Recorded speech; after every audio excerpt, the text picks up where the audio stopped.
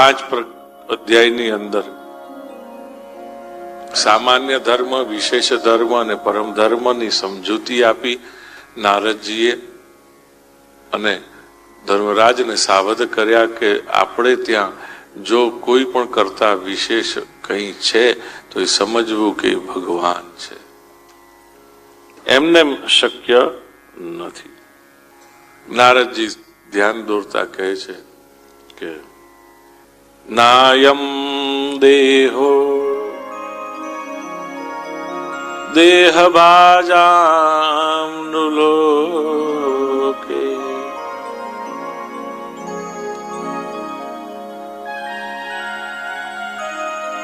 ધર્મરાજ યુધિષ્ઠિરને કહે છે કે જો તમે એમ સમજતા હો કે તમારે ત્યાં ભગવાન આવ્યા છે તો એ બ્રહ્મા રહેતા નહીં.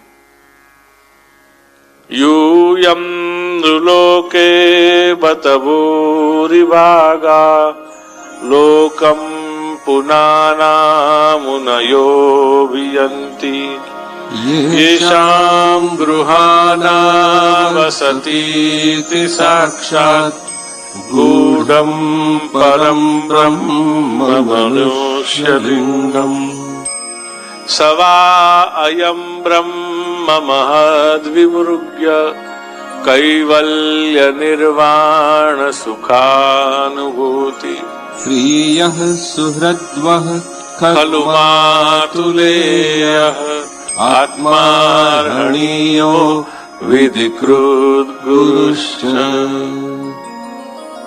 રખે બ્રહ્મા રહેતા તમારે ત્યાં રાજસુ યજ્ઞ છે માટે આ બધા રાજર્ષિ, મહર્ષિ, દેવર્ષિ, સુરર્ષિ બધા પધાર્યા છે. ના, તમારા ત્યાં મનુષ્ય દેહે ગૂઢ એવા મનુષ્ય લિંગને ધારણ કરીને ભગવાન સ્વયં બિરાજે છે માટે એનો લાભ લેવા આ રાજર્ષિ, દેવર્ષિ, સુરર્ષિ, મહર્ષિ, મુનિ આ બધા એનો લાભ લેવા માટે આવ્યા છે. તમારે ત્યાં રાજસૂય યજ્ઞ છે માટે નહીં. હા, આપણને અભિમાન થતા વાર ના લાગે. જોયું, આ તો મારે ત્યાં છે ને એટલે આ બધા આવ્યા છે. આપણે કઈ જ નથી, પણ આપણે ત્યાં કોઈક રીતે ભગવાન બિરાજે છે એના પ્રમાણ રૂપે બધા લોકો આવતા હોય છે. આ વડીલોનું પુણ્ય છે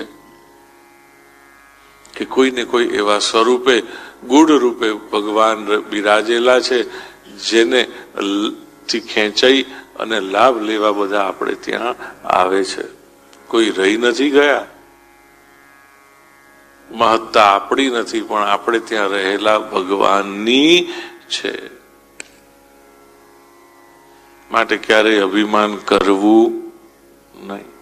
બોલો દ્વારિકાધીશ કી